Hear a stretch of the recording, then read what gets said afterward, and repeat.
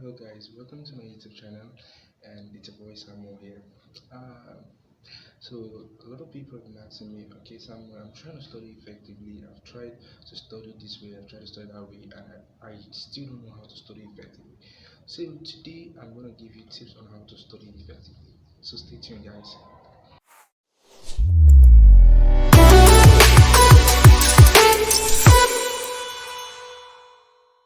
Okay, welcome guys, and this channel we're going to talk about how to study effectively. What are the ways that you can study to make sure that you have maximum performance in whatever you want to do? First thing I want to clarify is a lot of people are asking, what is the best time to study? Do I have to study in the morning? Do I have to study in the afternoon? Do I have to study at midnight? So time. Now it depends on you. It depends on your study habits. It depends on who you are. What time do you have to study? Now I remember when I was actually studying for an exam, and my friend was kind of like the morning guy, and I'm kind of like the midnight guy, and I'm like, okay. I noticed he was actually doing good, and I was like, okay, let me try this morning time. And that year, I really fucked up. As in, I was doing horribly. Like I was even way lower than what I was supposed to, I was even expecting. Now I had to actually stop and go back to my midnight study. So it actually depends on you. You don't. So there is no particular time that it is more. Although yeah, some research has found that actually 4 hours after you wake up is the best time because that is when your brain has this maximum peak performance. But to me, I don't think that's actually the real fact. I feel like everybody has its own specified, his or her own specified time to study. So you can study whether you're a midnight person, you're an afternoon person, you're a morning person, or whatever time that you know you're free. So I'm going to still share with you some few tips. Now, the first one is avoid distraction. Now, I know I can't even explain how much this has really ruined some people's study habits. Now, especially when some people are trying, okay, I want to study, and their phone are at their side, and they are trying to, okay, let me just check 2 or 3 Facebook message, let me just check 1 or 2 WhatsApp message, let me just check, and end of the day, your 1 hour checking of WhatsApp message has become 2 hours, 3 hours, 4 hours, 5 hours, and you're like, oh God, today I didn't even do anything. And okay, tomorrow we'll try all over at least. We try today, then tomorrow try again, then tomorrow again.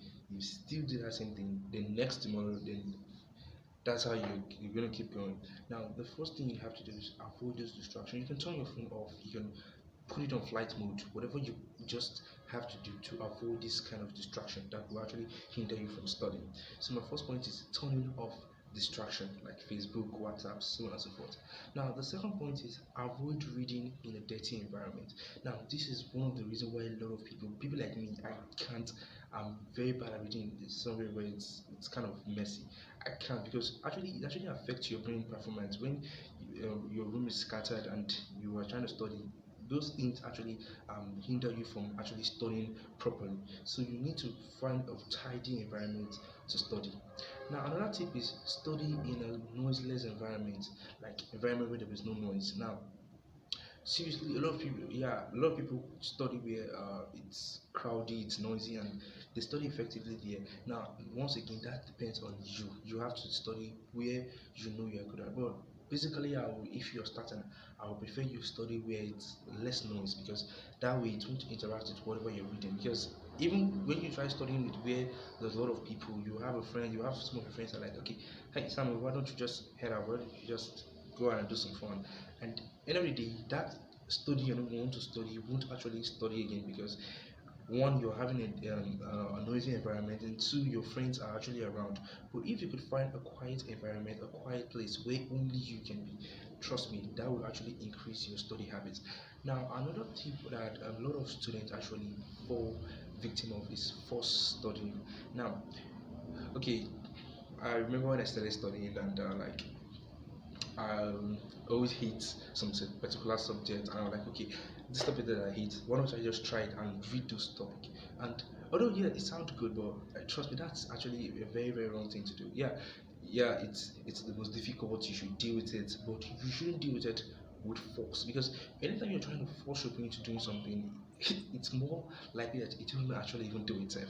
So why don't you just take a subject that okay, this subject I love reading it, I like reading it, I enjoy reading it, and try reading it. Now after like an hour of reading, when you feel like okay, you are now grounded in, you are not in a mood of study, then you can bring in those hard topic and read it. But study with a hard topic, trust me, you will get more exhausted and more tired, and you like you don't want to read again. And that's one thing that you can do. Actually, just take something that you actually prefer reading, take it, read it. Then when you feel like okay, now I'm in the mood, then you can take in those hard subjects and you can try it. And trust me, that will really help. Now another thing is taking break. Now this is one of the reasons why a lot of people do not, I mean, a lot of especially beginners do not actually study and stick to their study habits. Okay, let's say I want to start studying and I said, okay, from morning to night, from morning to night, morning to night, I'm going to study. It's not possible. Trust me.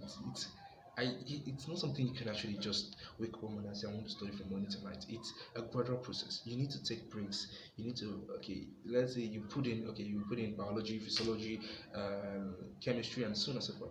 Okay, chemistry from morning to afternoon, biology from afternoon to night. This from no, it's not going to work. You need to take breaks. If you're starting, you can start with 30 minutes, 1 hour, depending on you. You can start with 30 minutes, okay.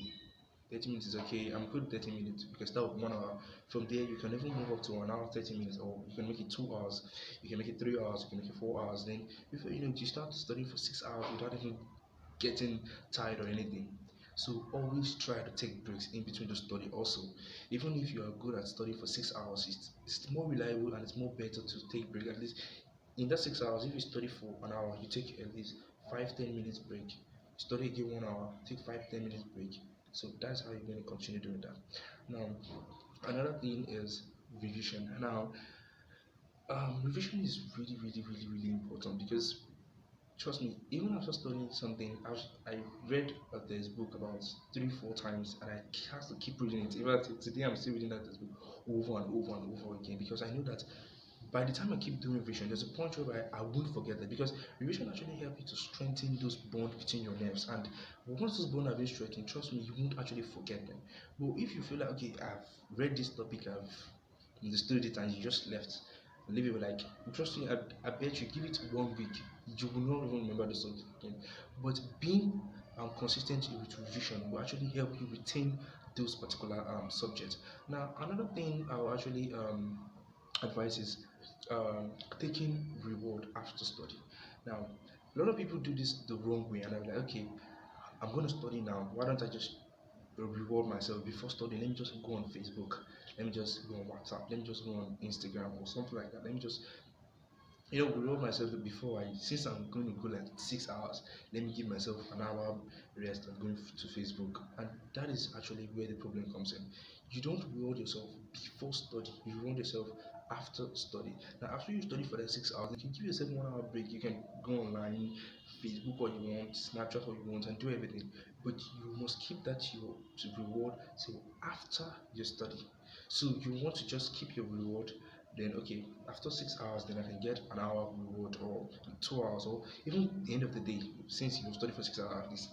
I feel like that's okay.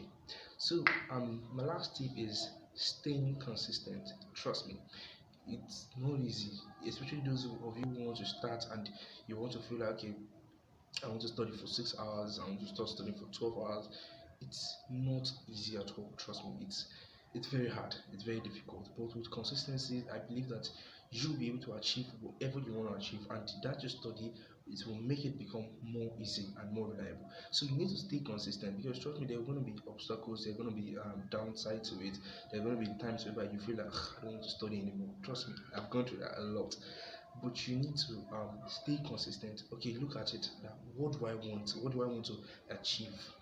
And by the time you're consistent with that thing you want to achieve, trust me, you will achieve. Guys, my bonus tip for you guys is stop comparing yourself with others. Now, I've seen a lot of students, a lot of people making this mistake, and this is one of the biggest mistakes that a lot of people have actually done. And this is not just um, dealing with beginners. Now, I've been talking about beginners, but I think this is even more to intermediate, more to people who are even advanced in study.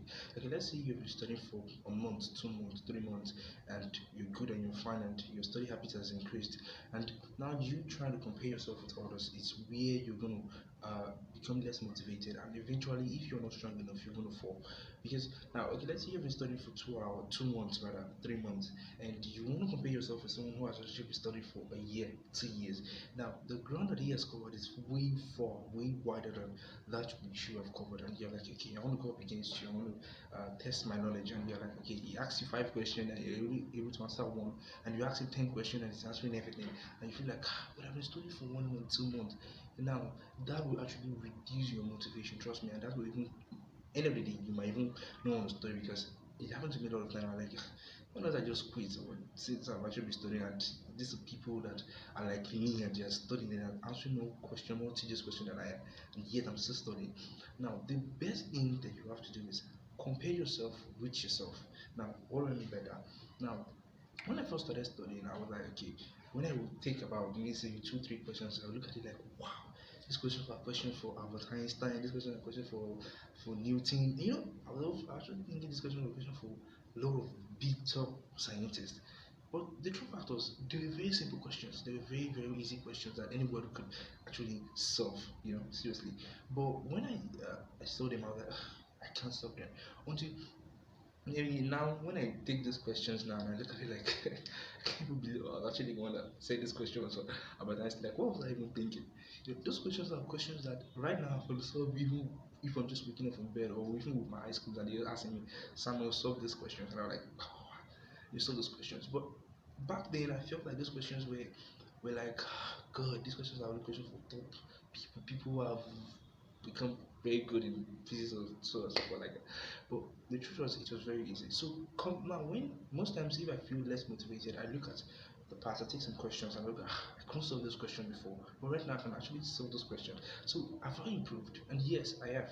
So this will actually give you motivation rather than trying to compare yourself with people who are way above your study habit, people who are studying for a year and so, and you are studying for just a month. So just compare yourself. Okay, if after 1 month you see this change, okay, well, now I can solve this question, then that will actually give you a lot of motivation that you need to keep going in your study habit.